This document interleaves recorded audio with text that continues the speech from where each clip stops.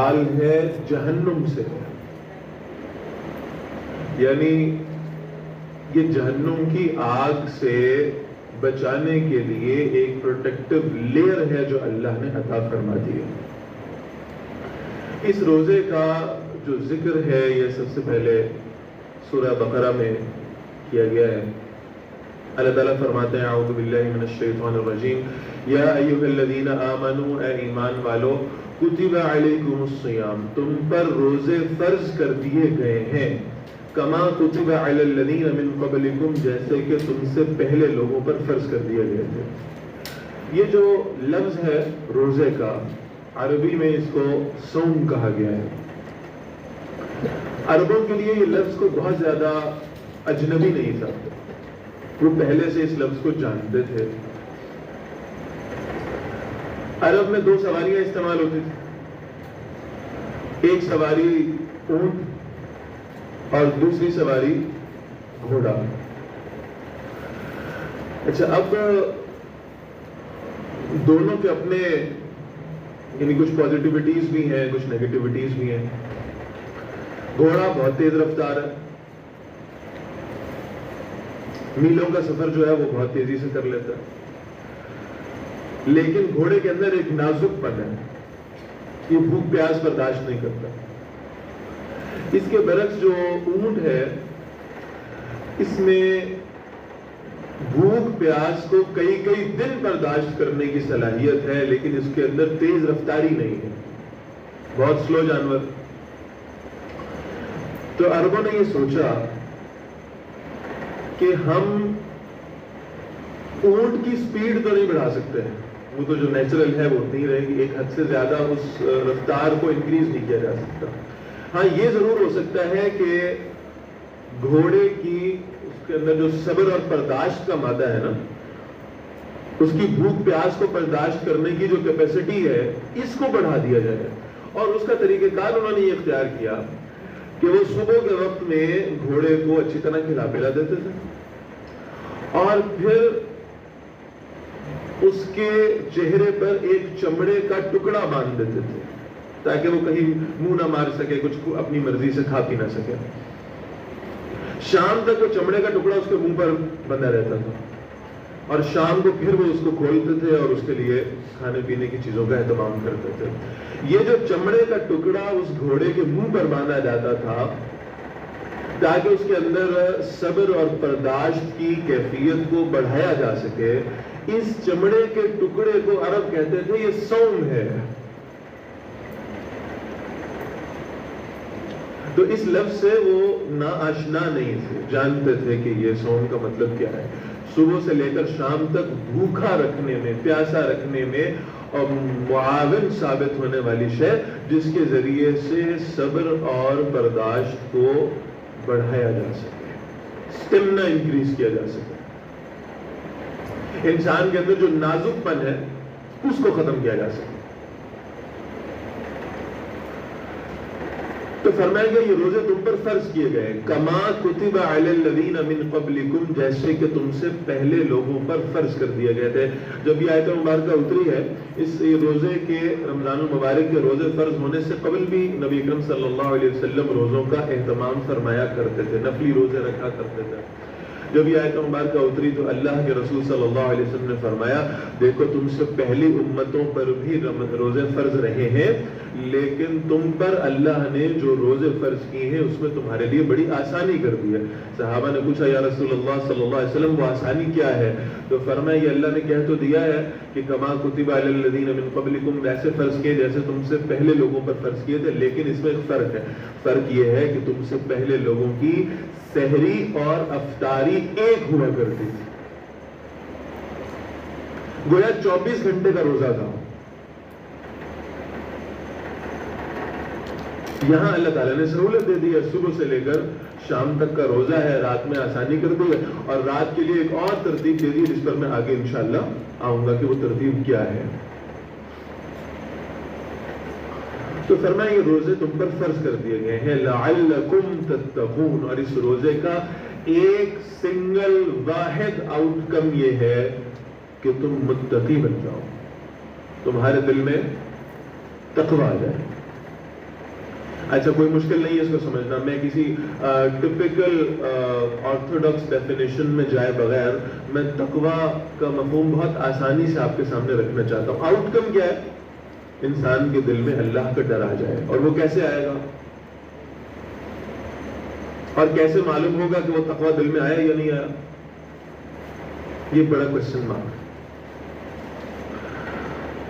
تو بڑی آسان بات ہے. حافظ ابن قیم رحمۃ اللہ علیہ لکھتے ہیں کہ ایک شخص دوسروں کے سامنے اپنی نیکی کے بھرم کو قائم رکھنے کی کوشش کرتا ہے. وہ چاہتا ہے کہ لوگ اسے دیکھیں کہ جناب یہ بڑا نیک آدمی ہے, نمازیں بھی پڑھ رہا ہے, روزے بھی رکھ رہا ہے, بھوک پیاس بھی برداشت کر رہا ہے, اس کو چہرے پر بھی اس بھوک پیاس کے اثرات نظر آ رہے ہیں. لیکن اس شخص نے اکیلے بھی ہونا ہے. یہ اپنے گھر میں اپنے کمرے میں اکیلا بیٹھا ہے, اس کو کوئی دیکھنے والا نہیں ہے, اس کی فریج میں ٹھنڈا پانی موجود ہے, اس کے ڈائننگ ٹیبل پر تازہ پھل بھی پڑے ہوئے ہیں, سنیکس بھی موجود ہیں, ساری فیسلٹیز اس کے پاس ہے. یہ چاہے تو دوسروں کے سامنے اپنے روزے کے بھرم کو قائم رکھے اور اپنی خلوت کے اندر کچھ نہ کچھ کھاتا پیتا رہے.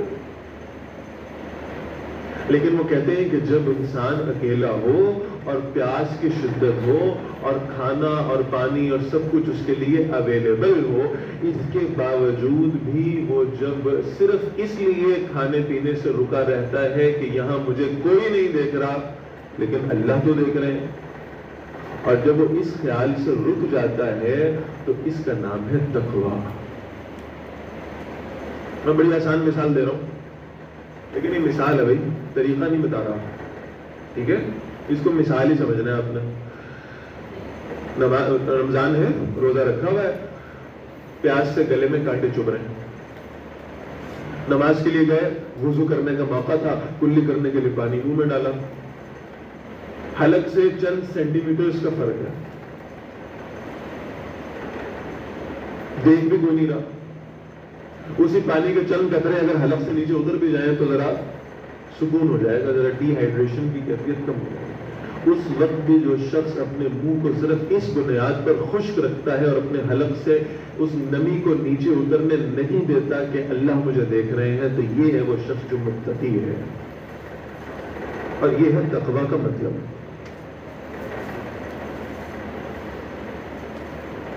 اس لیے کہا گیا کہ روزے تم اس لیے رکھوائے جا رہے ہیں لعلکم تتقون, اور تم متقی بن جاؤ گے رمضان کے بعد اگر تم اس تقویٰ کو اختیار کرو. آپ اندازہ کریں, میں بڑی حیرانی سے اس کو سمجھتا بھی ہوں اور ایکسپلین بھی کرتا ہوں. آپ دیکھیں 11 مہینوں کے لیے, ہم ابھی شعبان کے آخری دنوں میں موجود ہیں, 11 مہینوں میں صبح سے لے کر شام تک کچھ بھی آپ کھائیں پیئیں حلال چیزوں میں سے, طیب چیزوں میں سے, تو آپ کے لیے کوئی رکاوٹ ہے؟ کوئی رکاوٹ ہے؟ جب آپ کا دل چلے کیفیٹیریا چلے جائیں, جب آپ کا دل چاہے آپ کچھ بھی کھا پی لیں, کچھ آرڈر کر لیں, کوئی روکنے ٹوکنے والا نہیں.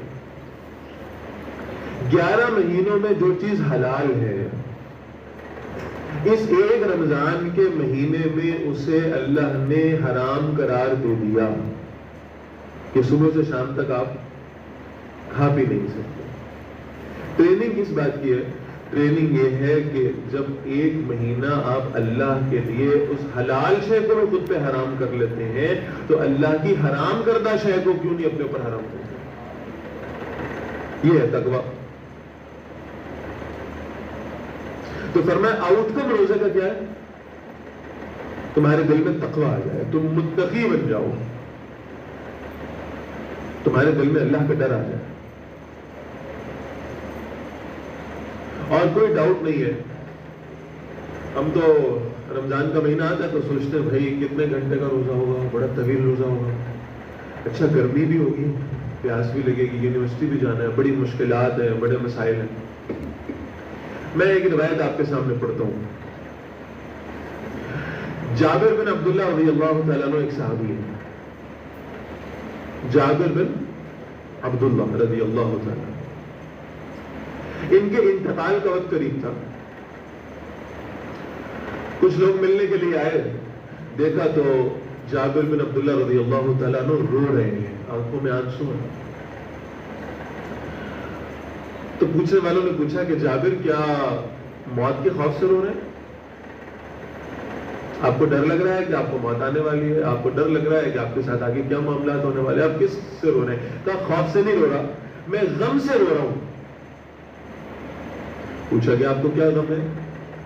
اتنی اچھی آپ نے زندگی گزاری ہے، آپ اللہ کے رسول صلی اللہ علیہ وسلم کے صحابی رہے ہیں، آپ نے ایمان والی زندگی گزاری ہے، آپ نے اتنے نیک اعمال کر رکھے ہیں، آپ کو کس بات کا غم ہے؟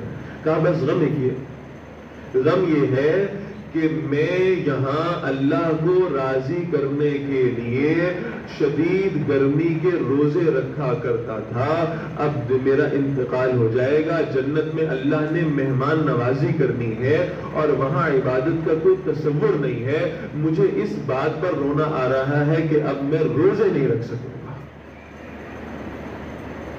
وہ روزے رکھ کر جو اللہ کی رضا حاصل کرنی تھی، وہ روزے رکھنے والا معاملہ ہو نہیں پائے گا۔ اس بات کا مجھے بڑا غم ہے۔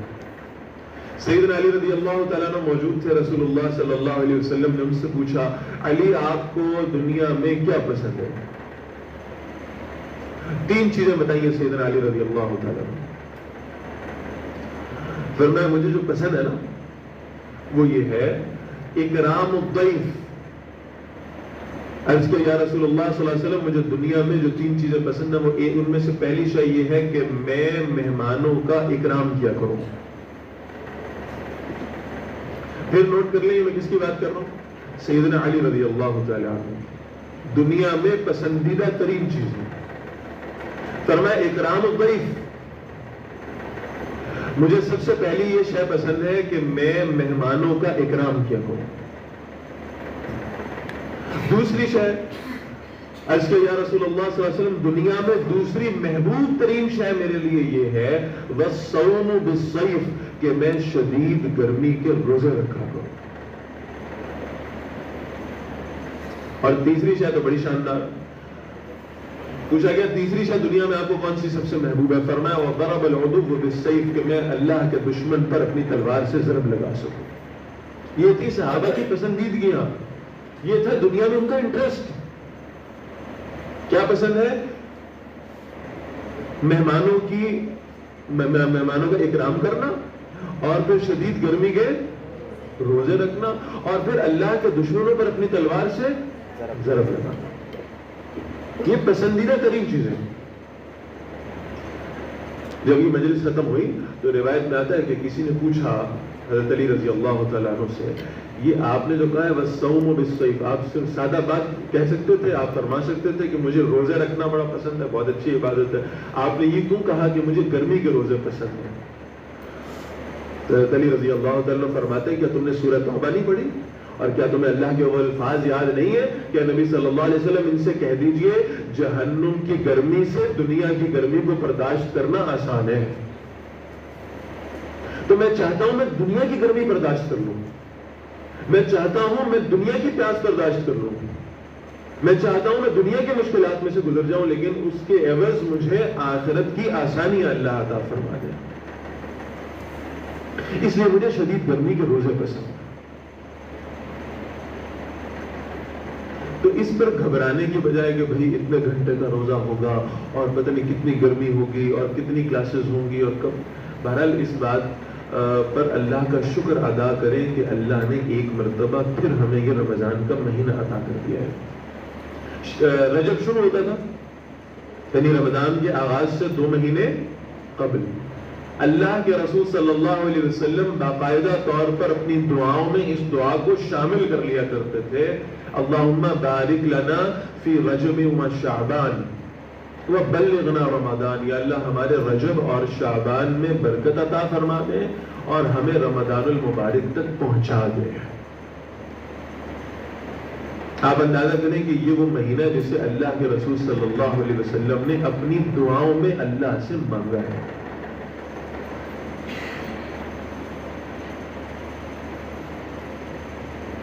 پھر اللہ کے نبی صلی اللہ علیہ وسلم شعبان میں، حضرت عائشہ رضی اللہ تعالیٰ عنہ کی روایت ہے، رسول اللہ صلی اللہ علیہ وسلم شعبان میں بہت زیادہ کین ہو جایا کرتے تھے، تیاری کیا کرتے تھے رمضان المبارک کی۔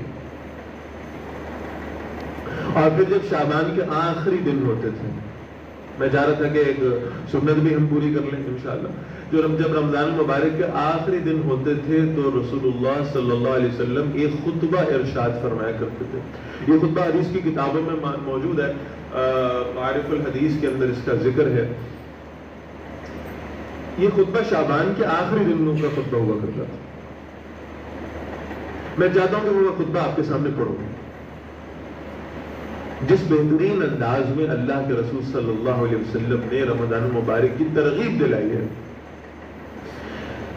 لیکن اس خطبے کو پڑھنے سے پہلے ایک ون لائنر دینا چاہ رہا ہوں، ایک وضاحت عرض کرنا چاہ رہا ہوں. وہ وضاحت یہ ہے کہ اس خطبے کے جو راوی ہیں وہ ہیں حضرت سلمان فارسی رضی اللہ تعالی عنہ. اور ان کے بارے میں یہ نوٹ کرنے کی بات ہے کہ سلمان فارسی رضی اللہ تعالیٰ عنہ کو فقراء صحابہ میں شمار کیا جاتا تھا. یعنی یہ صحابہ میں جو بہت زیادہ یعنی غربت والی طرف جانے والے لوگ تھے ان میں سے ایک تھے. اور یہ چاہتے تو دنیا اکٹھی کر سکتے تھے، لیکن ایک اختیاری فقر تھا جو انہوں نے لیا ہے. گویا کہ انہوں نے اپنی زندگی وقف کر دی، اصحاب صفہ میں شامل تھے، اللہ کا دین سیکھنے سکھانے والوں کے ساتھ رہا کرتے تھے.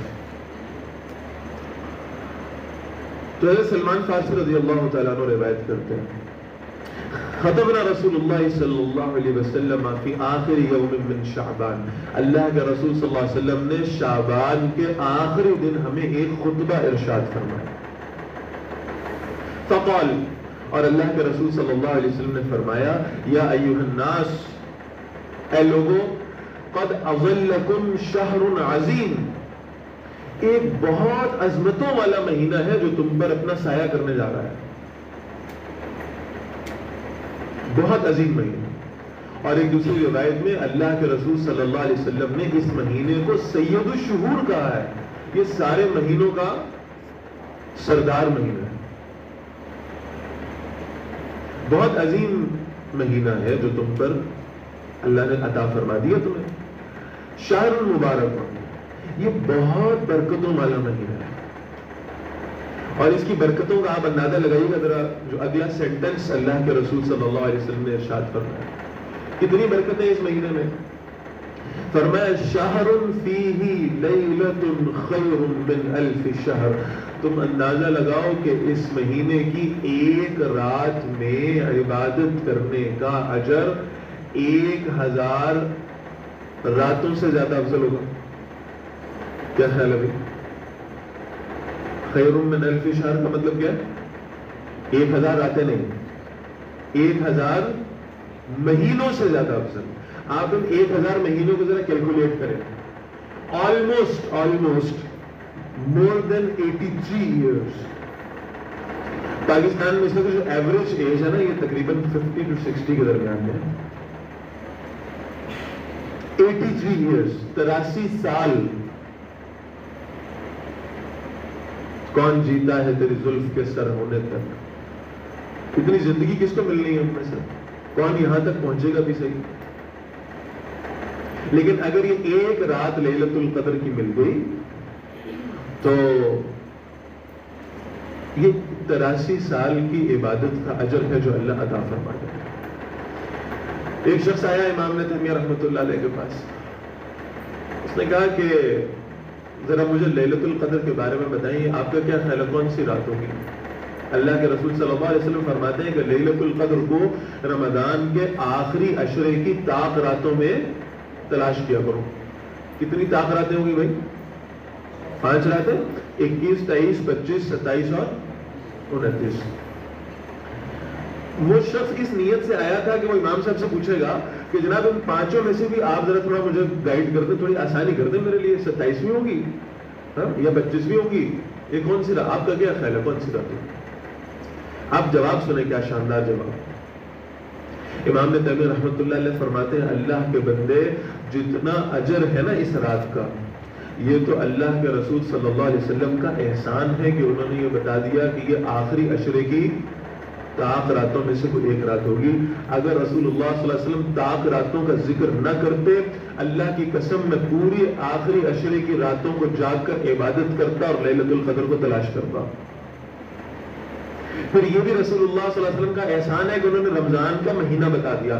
اگر وہ یعنی آخری عشرہ بتا دیا, اگر آخری عشرہ نہ بتاتے میں پورا رمضان کا مہینہ جاگ کر عبادت کرتا اور لیلۃ القدر کو تلاش کرتا.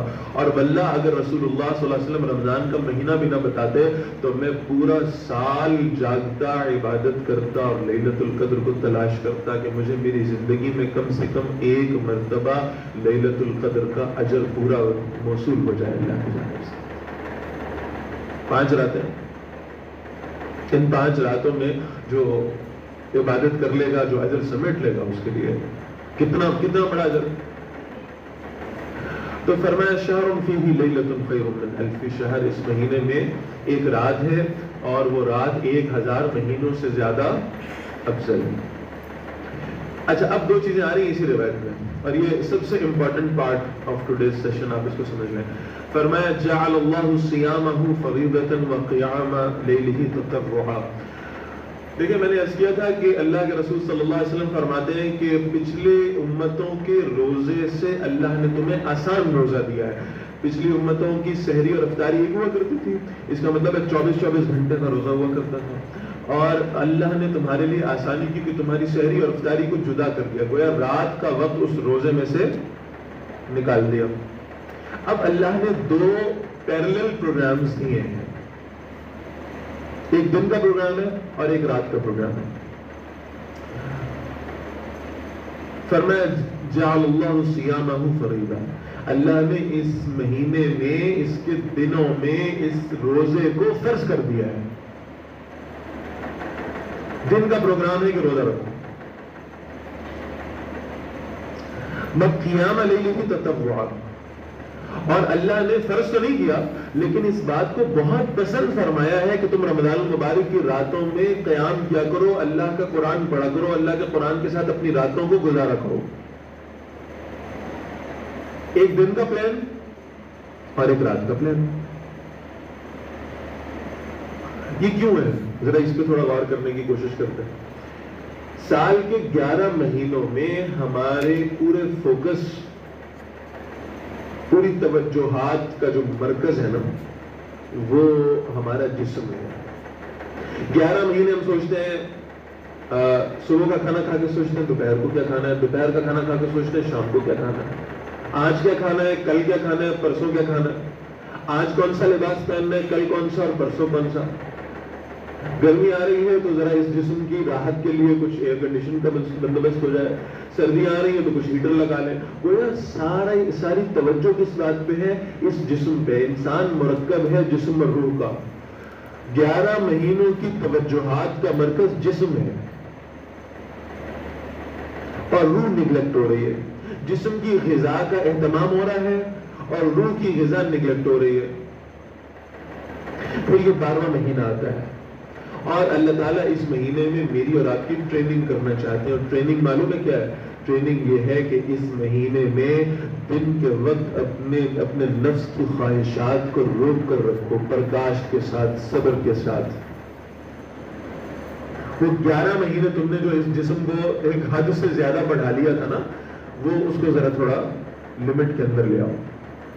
اور 11 مہینے میں جو روح نگلیکٹ ہوئی ہے, اس کی غذا نہیں مل سکی ہے, اب اس ایک مہینے میں دن کا روزہ رکھو, اپنے نفس کو کنٹرول میں رہو, اور رات کو اللہ کے قرآن کے ساتھ وقت گزارو, اور رات میں روح کو اس کی غذا فراہم کر دو.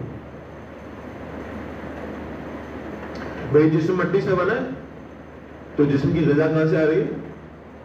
مٹی سے آ رہی ہے. یہ پھل ہیں اور یہ سبزیاں ہیں, سب کچھ ہے جو اللہ نے عطا فرمایا. میں کلاس میں پڑھا رہا تھا تو جب میں نے یہ جملہ بیان کیا تو ایک بچے نے بڑا بے ساختہ سے کہا کہ سر ہم گوشت کھاتے ہیں سب سے زیادہ شوق سے, پھل اور سبزیاں تو نہیں کھاتے. تو میں نے کہا بیٹا وہ جو گوشت آپ کھا رہے ہیں, وہ جو جس جانور کا, حلال جانور کا آپ گوشت کھا رہے ہیں, اس کی غذا کہاں سے آ رہی ہے؟ مٹی سے آ رہی ہے نا. تو انڈائریکٹلی اللہ نے اس جسم کو مٹی سے پیدا فرمایا اور پھر اس کی غذا بھی کہاں سے دی ہے؟ مٹی سے. روح کہاں سے آئی ہے؟ وہ تو اللہ کی طرف سے آئی ہے. اس روح کی غذا کہاں سے آئے گی؟ وہ اللہ کے کلام سے آئے گی, وہ اللہ کی طرف سے آئے گی. یہ تو ہمارے ہاں معروف ہو گیا نا جملہ, پتہ نہیں کس نے معروف کر دیا, موسیقی روح کی غذا ہے. ہمارے استاد صاحب اس کے اندر تھوڑا سا ایک کہتے تھے ایک لفظ تھوڑا سا بس کریکٹ کر لیں تو جملہ صحیح استعمال کر لیا کریں. وہ کہتے تھے موسیقی روح کی نہیں بد روح کی غذا ہے. جو روح اپنی اصل پر باقی نہیں رہتی, جو اپنی فطرت پر باقی نہیں رہتی نا, اسے موسیقی میں سکون ملتا ہے. وہ جو روح اللہ کی طرف سے دی گئی تھی وہ اگر اپنے اصل پر قائم رہے تو اس کے سکون اور اطمینان کا جو معاملہ ہے وہ صرف اللہ کے کلام میں سے آئے گا اور کہیں سے نہیں آ سکتا. لہٰذا یہ دو پیرلل پروگرامز دیتی ہیں. فرمایا دن کا روزہ رکھو اور رات کا قیام کرو. رات کے قیام کی کم از کم جو کیفیت ہے وہ بتاتی کہ تراویح پڑھ لیا کرو, لیکن صرف یہاں تک محدود نہیں ہے بلکہ کوشش یہ کیا کرو کہ اللہ کے قرآن کے ساتھ اپنی راتوں کو گزارا کرو. اس کا آؤٹ کم کیا ہوگا؟ میں صرف ایک حدیث پڑھ رہا ہوں, وقت کم ہے, صرف ایک حدیث پڑھ رہا ہوں. رسول اللہ صلی اللہ علیہ وسلم فرماتے ہیں قرآن بے وفا نہیں ہے. قرآن بے وفا نہیں, یہ تمہارے ساتھ وفا کرے گا. تم اس کے ساتھ دوستی کرو گے تو یہ تمہاری اس دوستی کو نبھائے گا. کیسے نبھائے گا ذرا سوچیے.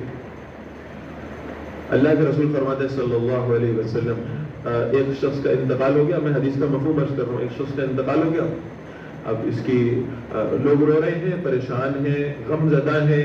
اب اس کا انتقال ہو گیا اور اس کو اس کے بعد جو ہے نا وہ غسل بھی دے دیا گیا اور اس کو کفن بھی دے دیا گیا, پھر اس کا جنازہ بھی پڑھ دیا گیا, پھر اسے دفنا بھی دیا گیا. اب سب رو رہے ہیں, اب آہستہ آہستہ صبر آ گیا, پھر ایک دوسرے کو تسلی دیتے ہوئے سب لوگ وہاں سے رخصت ہو گئے. آپ صلی اللہ علیہ وسلم فرماتے ہیں جب یہ لوگ جا رہے ہوتے ہیں تو وہ جسے دفن کیا گیا ہے وہ جانے والوں کے قدموں کی چاپ کو سنتا ہے.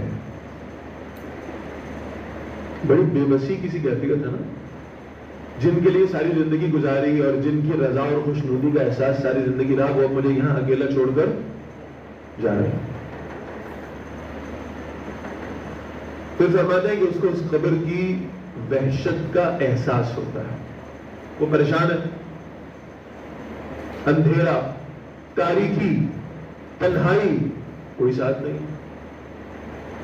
ابھی یہ وحشت اور تنہائی کا احساس اپنی جگہ موجود ہے تو دو فرشتے آ جاتے ہیں. ایک کوشچن ہے ان کے ہاتھ میں, من ربک ما دینک من نبیک. ابھی اس وحشت سے سنبھلا نہیں تھا تو اس کے سامنے وہ کوشچنر آ گیا. کیا جواب دے گا بھائی؟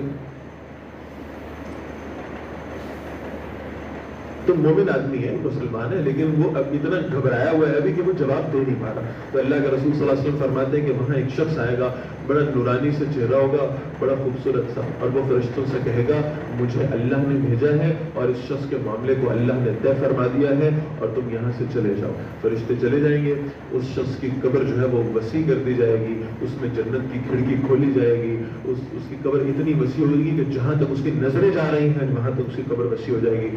وہ اس شخص سے پوچھے گا جب مجھے سب چھوڑ کے چلے گئے آپ کون ہیں جو اس وقت بھی میرا ساتھ دینے آئے ہیں؟ جواب ملے گا میں تیرا وہ قرآن ہوں جو تو راتوں کو اٹھ کے پڑھا کرتا تھا. تو نے اپنی راتوں کی تنہائی میں, تاریکی میں, خلوت میں مجھے تنہا نہیں چھوڑا.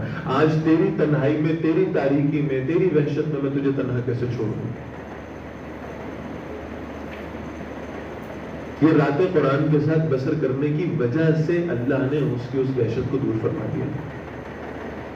وفادار ساتھی ہے, بے وفا نہیں. پھر آپ علیہ السلام فرماتے ہیں جب قیامت کا معاملہ ہوگا, حشر کا میدان ہوگا, وہ شخص جو قرآن پڑھنے والا ہوگا, جس کو قرآن کے ساتھ محبت ہوگی, اللہ تعالیٰ اسے فرمائیں گے کہ تم جنت میں داخل ہو جاؤ, پڑھنا شروع کرو, پڑھتے جاؤ اور چڑھتے جاؤ. گویا یہ کہ جہاں تک تمہیں قرآن یاد ہے اور تمہارے دل میں محفوظ ہے. میں حیران ہوتا ہوں کہ سائنس کہتی ہے وہ آپ کی میموری واش ہونا شروع ہو جاتی ہے جب آپ بڑھاپے کی طرف جاتے ہیں, اور جب آپ مر جاتے ہیں تو آپ کے میموری سیلز ڈیڈ ہونا شروع ہو جاتے ہیں. کیسی عجیب بات ہے. اللہ جب قیامت کے دن ہمیں پیدا کریں گے تو ہمارے میموری سیلز کو پھر دوبارہ ریفریش کر کے پیدا کریں گے, اور اس کے اندر قرآن ویسے ہی محفوظ ہوگا جیسے اس دنیا میں محفوظ تھا. پھر اسی پیرلل پروگرام کے حوالے سے اللہ کے رسول صلی اللہ علیہ وسلم فرماتے ہیں ایک شخص ہوگا, اللہ کرے وہ میں ہوں اور اللہ کرے وہ آپ ہوں, وہ اللہ کے حضور قیامت کے دن پیش ہوگا.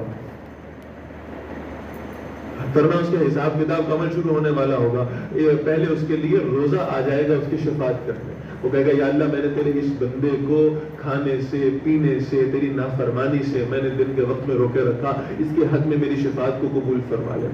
اور ساتھ ہی پھر قرآن آئے گا اور وہ کہے گا یا اللہ میں نے تیرے اس بندے کو راتوں میں اس کے پہلو کو اس کے بستر سے دور رکھا، یہ اپنی نیند قربان کر کے قرآن پڑھا کرتا تھا، تو اللہ تعالیٰ اس شخص کے حق میں روزے اور قرآن کی شفاعت کو قبول فرما لیں گے. اللہ کرے وہ شخص میں ہوں اور اللہ کرے وہ شخص آپ ہوں جس کے لیے روزہ بھی شفاعت کر رہا ہے اور جس کے لیے قرآن بھی شفاعت. تو ایک پیرلل پروگرام دے دیا ہے انسان کی تربیت کا، دن کے وقت کا روزہ ہے اور رات کے وقت اللہ کے قرآن کے ساتھ وقت گزارنا ہے. پھر اللہ کے رسول صلی اللہ علیہ وسلم اسی خطبے میں فرماتے ہیں، میں خطبے کی طرف واپس آ رہا ہوں، فرمایا من تقرب فیہ بخصلۃ من الخیر. اس مہینے کی برکتوں کا آپ اندازہ لگائیے گا اس جملے سے. فرمایا جو کوئی اس مہینے میں اللہ کا قرب حاصل کرنا چاہے گا، کوئی نیکی کا کام کر کے، کوئی نفلی نیکی ہے، کوئی خیر کا کام ہے جو وہ کرنا چاہ رہا ہے، اگر وہ کوئی خیر کا کام رمضان المبارک میں کرے گا تو فرمایا کانا کمن ادى فریضۃ فیما سوا، وہ ایسے ہوگا جیسے اس نے کوئی فرض ادا کر دیا ہو. اللہ نفل کے اجر کو فرض کے اجر کے برابر کر دے گا. فوراً سوال پیدا ہوا فرض کا اجر کیا ہوگا؟ میں جملہ بولنے سے پہلے ایک چھوٹی سی مثال آپ کے سامنے عرض کرتا ہوں. دیکھیں آپ بڑے شوق سے ہیں، اللہ تعالیٰ آپ کا آنا قبول کرے. میں صرف مثال کے لیے کہہ رہا ہوں، سمجھانے کے لیے. ہم یہاں بیٹھ کر بڑی اچھی بات کر رہے ہوں گے، قرآن کی بات ہو رہی ہے، حدیث کی بات ہو رہی ہے، رمضان کی بات ہو رہی ہے. اگر آپ کو یہ معلوم ہو کہ یونیورسٹی کے باہر ایک اناؤنسمنٹ ہو رہی ہے اور اناؤنسمنٹ یہ ہو رہی ہے کہ جناب وہ جو 70,000 والی شاید تھی وہ 1,000 روپے میں مل رہی ہے، لمیٹڈ سے ٹائم ہے، کسی کا دل کرے گا یہاں بیٹھنے کا؟ کوئی سوچے گا بھی؟ بھاگیں گے نا فوراً. یہ جب سیلز لگتی ہے آپ کبھی منظر دیکھا کریں. میں تنقید نہیں کر رہا، میں صرف سمجھانے کے لیے کر رہا ہوں. سیل لگے نا کسی برانڈ میں، ابھی ان کی فرنچائز اوپن نہیں ہوئی اور باہر لوگ لائن بنا کے کھڑے ہوئے اس سیل سے فائدہ اٹھا لیں. رات 12 بجے سیل لگنی ہے بھائی ویب سائٹ پر، تو سب لوگ انتظار میں ہیں، نیند جو ہے وہ قربان کی جا رہی ہے. اپنے سامنے لیپ ٹاپ پہ وہ ویب سائٹ اس برانڈ کی الگ کھولی ہوئی ہے، موبائل فون پہ الگ کھولی ہوئی ہے، بار بار ریفریش کر رہے ہیں، کہیں سے کوئی ایک سوٹ ہی مل جائے اللہ کرے تو ہم اس سیل سے فائدہ اٹھا لیں. اچھا پھر جب خود فائدہ اٹھا لیتے پھر دوسروں کو بھی بتاتے ہیں جا کے جناب سیل لگی ہوئی ہے اور بڑے اچھے ریٹس ہیں اور آپ اس سیل کو لوٹ لیں جتنا ہو سکتا ہے. اچھا خاصا سڑک پہ جاتا ہوا آدمی کچھ نہیں اسے خریدنا، اس کی ضرورت بھی نہیں ہے. برانڈنگ یہ ہے کہ باہر لکھا ہوا ہے کہ جناب لوٹ سیل لگ گئی ہے فلاں شے کی. وہ کہتا ہے اچھا ضرورت تو نہیں تھی مجھے جوتوں کی، لیکن آج جوتوں میں لوٹ سیل لگی ہوئی ہے تو میں احتیاطاً ایکسٹرا لے لیتا ہوں. ایک لوٹ سیل ہے نیکیوں کی جو اللہ نے لگائی ہے رمضان. فرمایا جو خیر کا کام کرے گا، نیکی کا کام کرے گا، اللہ اسے فرض کے برابر میں اجر عطا فرمائے گا. تو سوال یہ پیدا ہوا کہ پھر فرض کا اجر کتنا ہوگا؟ تو اللہ کے رسول صلی اللہ علیہ وسلم فرما رہے ہیں ومن ادى فریضۃ فی، جو کوئی اس مہینے میں ایک فرض کو ادا کرے گا کان کمن ادى 70 فریضۃ فیما سوا، تو اس کی مثال ایسے ہے کہ اس کو اللہ ایک فرض کا نہیں 70 فرضوں کا اجر عطا فرمائے گا. 70 گنا. پھر اللہ کے نبی صلی اللہ علیہ وسلم فرماتے ہیں وَهُوَ شَهْرُ الصَّبْرِ، یہ صبر کا مہینہ ہے. وَالصَّبْرُ ثَوَابُهُ الْجَنَّةُ، اور صبر کا اجر صرف جنت ہے.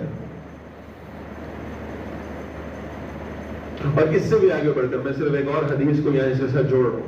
اللہ کے رسول صلی اللہ علیہ وسلم فرماتے ہیں اللہ فرما رہے ہیں الصوم لی وَأَنَا أَجْزِي بِهِ، فرمائے یہ روزہ میرے لیے ہے. باقی عبادت کس کے لیے؟ اللہ کے لیے نا. خاص طور پر اللہ نے روزے کو اسپیسیفائی کیا، فرمایا روزہ میرے لیے ہے اور اس کا اجر بھی میں عطا کروں گا. تو باقی عبادت کا اجر کس نے دینا؟ اللہ ہی نے دینا ہے نا، لیکن خاص کر دیا. پھر بعض حضرات نے اس کو تھوڑی سی الگ پروننسیشن کے ساتھ بھی اس حدیث کو درج کیا. وہ کہتے ہیں الصوم لی وَأَنَا أُجْزَى بِهِ. اب اس اس کا میں ترجمہ پڑھوں گا تو آپ کو انشاءاللہ اس کا لطف آئے گا. اللہ کے رسول صلی اللہ علیہ وسلم فرما رہے ہیں، اللہ فرما رہے ہیں روزہ میرے لیے ہے اور میں اللہ رب العالمین خود اس کا اجر ہوں. جو اللہ کے لیے روزے رکھے گا اسے اللہ مل جائیں گے انشاءاللہ. دن میں روزے رکھے، رات کو قیام کرے. پھر اسی پیرلل پروگرامز کے حوالے سے ایک حدیث اور میں بتا دیتا ہوں. ایک حرف کا فرق ہے. آپ چاہیں تو ابھی اس آڈیٹوریم سے باہر نکلنے سے پہلے آپ یہ حدیث یاد کر لیں گے انشاءاللہ، کوئی مشکل نہیں. 2 جملے، ایک الفابت کا ڈفرنس ہے بس، باقی دونوں جملے سیم ہیں. صاد کا فرق ہے اور قاف کا فرق ہے. اللہ کے نبی صلی اللہ علیہ وسلم فرماتے ہیں من صام رمضان، جس نے رمضان المبارک کے روزے رکھے ایمانا و احتسابا، ایمان کے ساتھ، احتساب کے ساتھ، صرف اللہ کے لیے رکھے اور کوئی مقصد نہیں تھا. فرمایا غفر له ما تقدم من ذنبی، اللہ ان کے پچھلے سارے گناہوں کو معاف فرما دیں گے. پھر دوسرا جملہ ایک الفابت کے فرق کے ساتھ، وہاں تھا من صام رمضان. پھر اللہ کے رسول صلی اللہ علیہ وسلم فرما رہے ہیں من قام رمضان، جس نے رمضان المبارک کی راتوں میں قیام کیا ایمانا و احتسابا، ایمان کے ساتھ اور احتساب کے ساتھ، غفر له ما تقدم من ذنبی، اس کی پچھلی زندگی میں جتنے بھی گناہ تھے اللہ معاف فرما دیں گے. یہ ہے اس روزے اور قرآن کا اجر. پھر اللہ کے رسول صلی اللہ علیہ وسلم فرماتے ہیں وَشَهْرٌ يُزَادُ فِيهِ رِزْقُ الْمُؤْمِنِ، یہ وہ مہینہ ہے جس میں اللہ مومن کے رزق کو بڑھا دیتے ہیں، رزق میں برکت ہو جاتی ہے. اچھا پھر فرمایا مَنْ فَطَّرَ فِيهِ صَائِمًا، جس نے کسی روزے دار کا روزہ افطار کروایا اس کے لیے 3 اجر ہیں. كَانَ لَهُ مَغْفِرَةً لِذُنُوبِهِ، تو پہلا اجر اس کے لیے یہ ہوگا کہ اللہ افطار کروانے والے کے گناہوں کو معاف فرما دے گا. دوسرا اجر کیا ہے؟ وَعِتْقَ رَقَبَتِهِ مِنَ النَّارِ، اور اللہ اس روزہ افطار کروانے والے کی جہنم سے آزادی کا فیصلہ کر دے گا. اور پھر تیسری بات فرمایا وَكَانَ لَهُ مِثْلُ أَجْرِهِ مِنْ غَيْرِ أَنْ يُنْقَصَ مِنْ أَجْرِهِ شَيْءٍ، اور اس نے جن لوگوں کا روزہ افطار کروایا ان کے اجر میں کمی کیے بغیر اللہ تعالیٰ اس روزہ افطار کروانے والے کو ان سب کا اجر بھی عطا فرما دے گا. لیکن اس میں کچھ باتیں ہیں جو بہت خاص ہیں. یہ افطار پارٹیز دکھاوے کی نہیں ہونی چاہیے. ان کے اندر وہ جذبہ ضرور موجود ہونا چاہیے کہ اللہ کے رسول صلی اللہ علیہ وسلم اس کے بارے میں فرماتے ہیں کہ بدقسمت ہے وہ دسترخوان جس پر غربا موجود نہیں ہے. جن کے پاس رزق وافر مقدار میں موجود ہے ان کو افطاری پہ بلانا ٹھیک ہے. آپ رشتہ داروں میں محبت کے لیے جا رہے ہیں اور اپنے دوستوں کو، اپنے کولیگز کو بلانا چاہ رہے ہیں، بہت اچھا ہے، لیکن کوشش کیا کریں کہ ان دسترخوانوں پر غربا بیٹھے ہوں، ان کے لیے افطاری کا بندوبست ہو.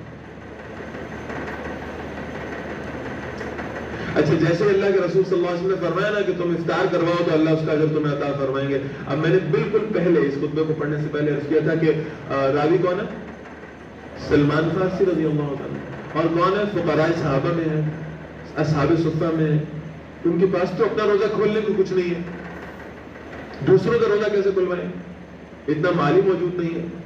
تو خیال یہ آیا کہ بھئی یہ تو جو مالدار لوگ ہیں شاید یہ ہم سے زیادہ اجر لے جائیں گے روزے افطار کرا کے. انہوں نے پھر فوراً سوال کیا قلنا یا رسول اللہ صلی اللہ علیہ وسلم لیس کلنا یجد ما یفطر الصائم، اللہ کے رسول صلی اللہ علیہ وسلم ہم میں سے ہر ایک کے پاس اتنی گنجائش نہیں ہے کہ وہ لوگوں کے روزے کھلوا سکے، وہ بڑی بڑی افطار پارٹیز کر سکے، وہ بوفے ڈنر کر سکے. ہم نہیں کر سکتے، ہم کیا کریں؟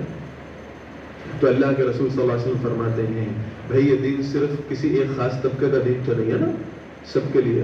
تو فرمایا یعطی اللہ ھذا الثواب من فطر صائما علی مذقۃ لبن او تمرۃ او شربۃ من ماء، اللہ یہی اجر اس کو بھی عطا فرمائے گا جو کسی کا روزہ کھلوائے گا ایک کھجور کھلا کے یا دودھ کے ایک گھونٹ سے کھلوا دے، یا اگر اتنی بھی گنجائش نہیں ہے تو کم سے کم پانی پلا کے اس کا روزہ کھلوا دے.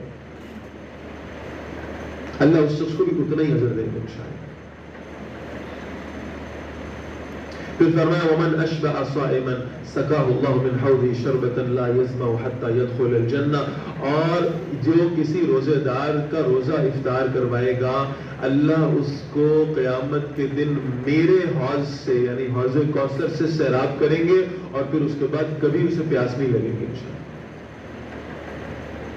پھر فرمایا وَهُوَ شَهْرٌ أَوَّلُهُ رَحْمَةٌ، یہ وہ مہینہ ہے جس کا پہلا حصہ رحمت ہے، وَأَوْسَطُهُ مَغْفِرَةٌ، اور اس کا درمیانی حصہ مغفرت ہے، وَآخِرُهُ عِتْقٌ مِّنَ النَّارِ، اور اس کا آخری حصہ جو ہے وہ جہنم سے آزادی کا ہے۔ مَنْ خَفَّفَ عَنْ مَمْلُوكِهِ، جو اس مہینے میں اپنے سب آرڈینیٹ کے اوپر بوجھ کو کم کر دے گا، غفر اللہ لہ، اللہ اس کی مغفرت بھی کر دیں گے، وَآتَقَهُ مِنَ النَّارِ، اور اللہ اس کو جہنم سے آزاد بھی کر دیں گے۔ یہ وہ آخری خطبہ ہے جو شعبان کے دنوں میں اللہ کے رسول صلی اللہ علیہ وسلم ارشاد فرمایا کرتے تھے۔ میں ویسے ایک آخری بات کہہ کے انشاءاللہ وائنڈ اپ کر رہا ہوں۔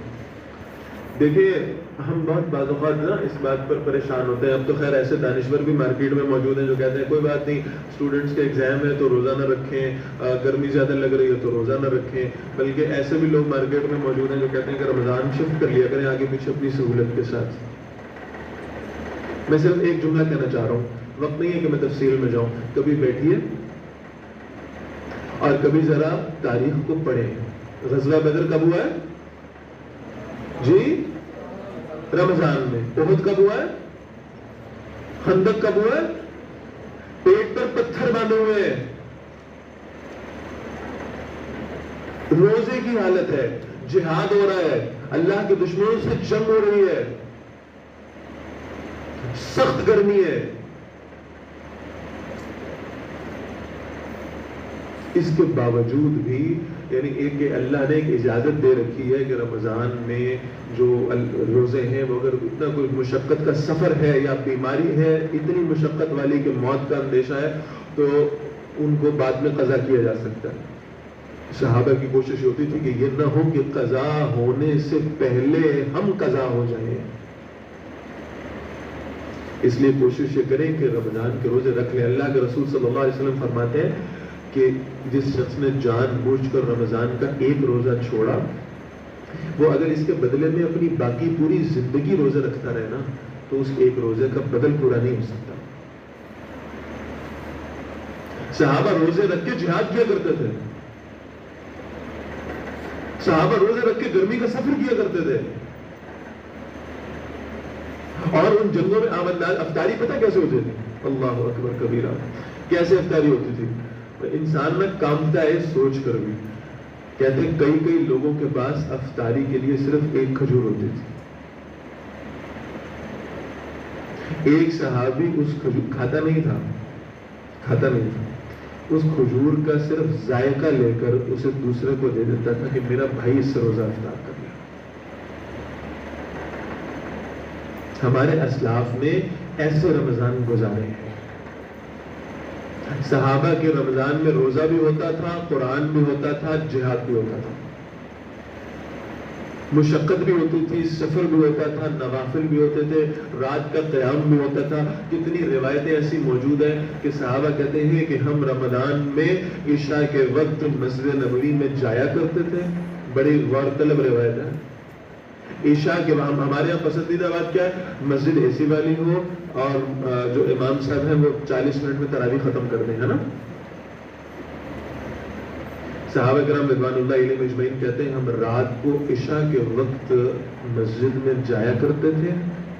واپس کب آتے تھے یہ نہیں بتایا انہوں نے، یہ بتایا کہ جب ہم واپس آتے تھے تو ہم بھاگ کر واپس آتے تھے کہ کہیں سحری کا وقت نہ گزر جائے،